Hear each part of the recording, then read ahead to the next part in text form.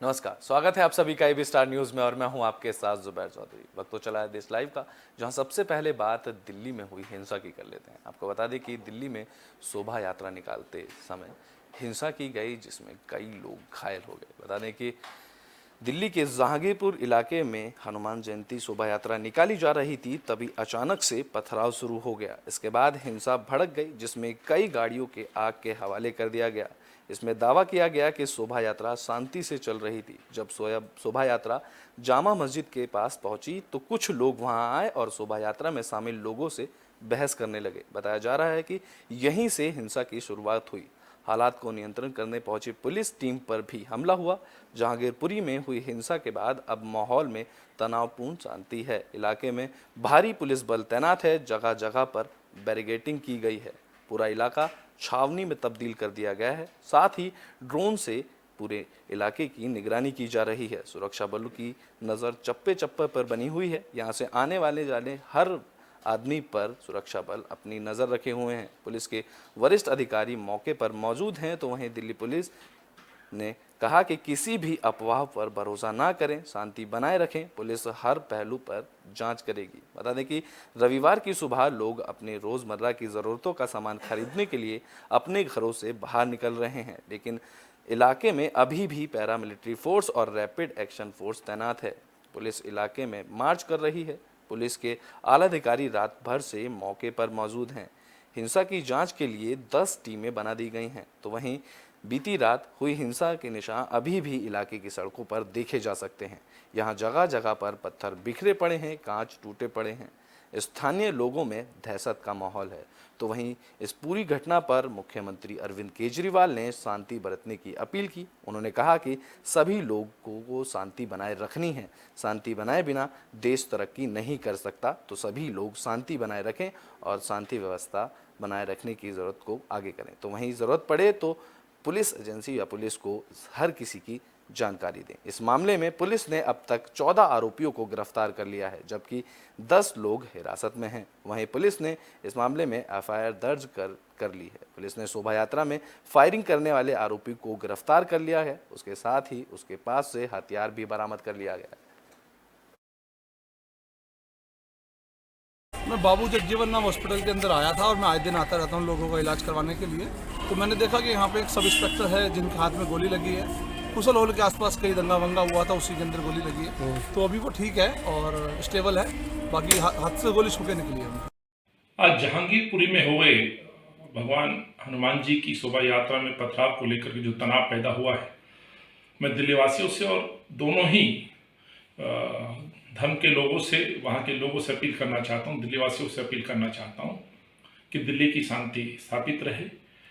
दिल्ली का जो सौहार्द है, जो भाईचारा है, उसे कोई बिगाड़ ना पाए, इसलिए अफवाहों पे ना जाएं, शांति कायम करने में अपना सहयोग दें। यहाँ का सिचुएशन पूरी तरह से अंडर कंट्रोल है।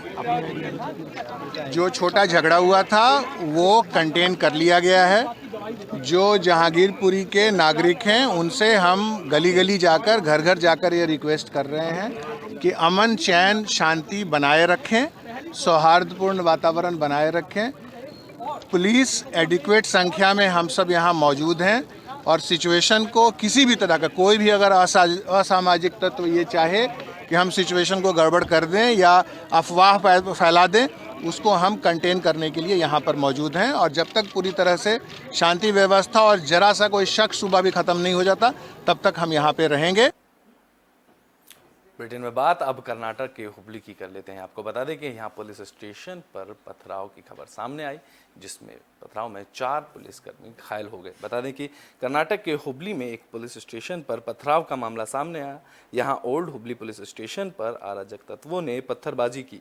इस घटना में 4 पुलिसकर्मी घायल हो गए। तो वहीं पुलिस कमिश्नर लागूराम ने बताया कि घटना के बाद पूरे क्षेत्र में धारा 144 लागू कर दी गई है। उन्होंने बताया कि अब स्थिति नियंत्रण में है, सभी जगहों पर सुरक्षा बढ़ा दी गई है। वहीं इस मामले के खिलाफ एफआईआर दर्ज कर ली गई है। जानकारी के मुताबिक शनिवार रात अचानक भारी भीड़ पुलिस स्टेशन पहुंच गई और पत्थरबाजी शुरू कर दी।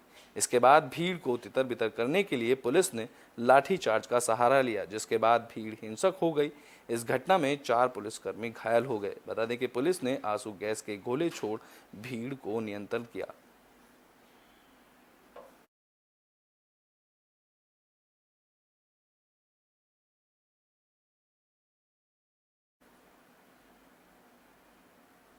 तो सुरक्षा बलों की तरफ से लगाए गए कैमरों से अब आतंकी परेशान होते नजर आ रहे हैं। बता दें कि सुरक्षा बलों ने जान बचाने के लिए आतंकी अब सीसीटीवी कैमरे से पूरी तरह से डरे हुए हैं। वे लोग सीसीटीवी कैमरे ना लगने का फरमान सुनाते हुए कह रहे हैं कि इनसे दूर रहें, अन्यथा परिणाम भुगतने को तैयार रहें।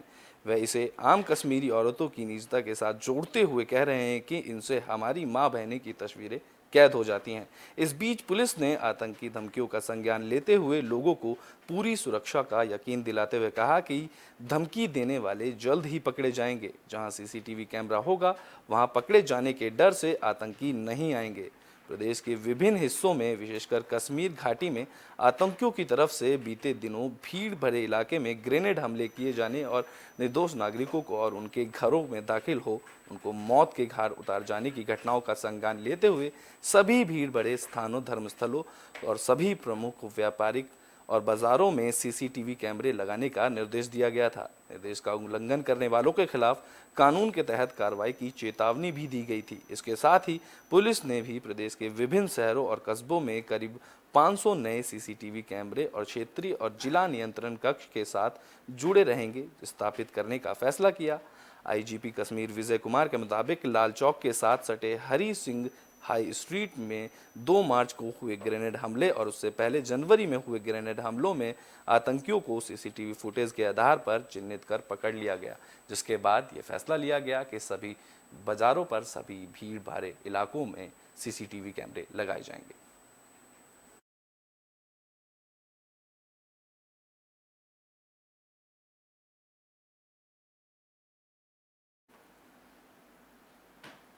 बुलेटिन में बात अब उपचुनाव की कर लेते हैं। आपको बता दें कि यहाँ शत्रुघ्न सिन्हा को एक बड़ी जीत मिली है, जिसमें उन्होंने अग्निमित्रा पाल को हराया है। देश के 4 राज्यों में 5 सीटों के नतीजे घोषित हो चुके हैं। पश्चिम बंगाल की दोनों सीटों पर ऑल इंडिया तृणमूल कांग्रेस के प्रत्याशी शत्रुघ्न सिन्हा और बाबुल सुप्रियो को जीत मिली है। वहीं छत्तीसगढ़ के खेरागढ़ में भी कांग्रेस प्रत्याशी को जीत हासिल हुई है। पश्चिम बंगाल के आसनसोल लोकसभा सीट पर टीएमसी प्रत्याशी शत्रुघ्न सिन्हा ने बड़े अंतर से इस जीत को हासिल की है।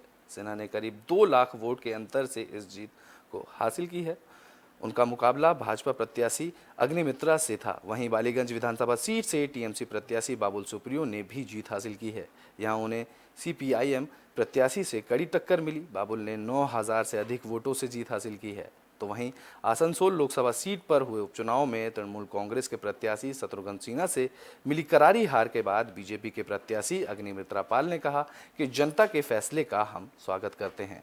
चुनाव परिणाम पर प्रक्रिया देते हुए पाल ने कहा कि ज़रूर कुछ कमी रह गई होगी, इसलिए ये ऐसे परिणाम नतीजे आए हैं, लेकिन हम इस कमी को सुधारेंगे। ये जनता का फैसला है जिसका हम स्वागत करते हैं। तो वहीं हिंसा को लेकर उन्होंने कहा कि हिंसा तो अभी भी होगी, क्योंकि तृणमूल कांग्रेस का मतलब ही हिंसा है। इसी के साथ ही पाल ने कहा कि तृणमूल कांग्रेस प्रत्याशी शत्रुघ्न सिन्हा को जीत की बधाई। बता दें कि तृणमूल कांग्रेस ने पहली बार इस सीट पर कब्जा जमाया है। वहीं इस जीत पर सिन्हा ने कहा कि यह जीत ममता बनर्जी की जीत है, यह जीत कार्यकर्ता और आसनसोल की जनता की जीत है। उन्होंने कहा कि जो हमारे साथ पहले भी ईवीएम की कई जगह खेला होता था, लेकिन इस बार बिना किसी भय और निष्पक्ष से चुनाव किए गए हैं।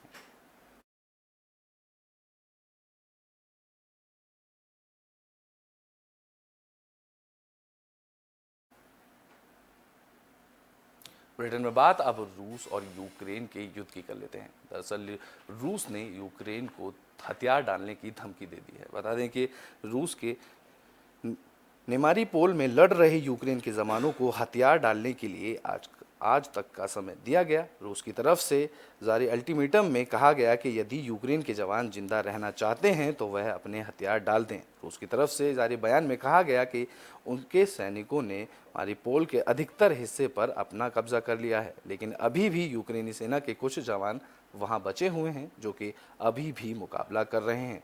रूस ने साफ कहा है कि यदि ये जवान हथियार नहीं डालते तो इनकी जान बख्श दी जाएगी।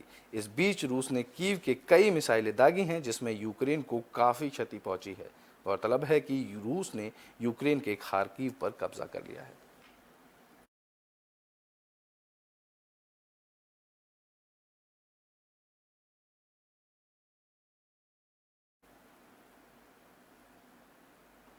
बुलेटिन के आखिरी में बात कोरोना की कर लेते हैं। आपको बता दें कि देश में कोरोना के मामलों में बढ़ोतरी देखी जा रही है, जहां देश में बीते 24 घंटे में 1150 नए मामले सामने आए हैं, जो कि कल की तुलना में 192 अधिक मामले हैं। इस दौरान 4 लोगों की मौत हो गई है। स्वस्थ होने वाले लोगों की संख्या अब 954 बची है। वहीं बता दें कि इससे पहले शनिवार 16 अप्रैल को देश में 958 मामले सामने आए थे और 4 लोगों की मौत हुई थी। देश में अब 11,558 सक्रिय मामले बचे हैं। देश में स्वस्थ होने का दर 58% 6% हो चुका है।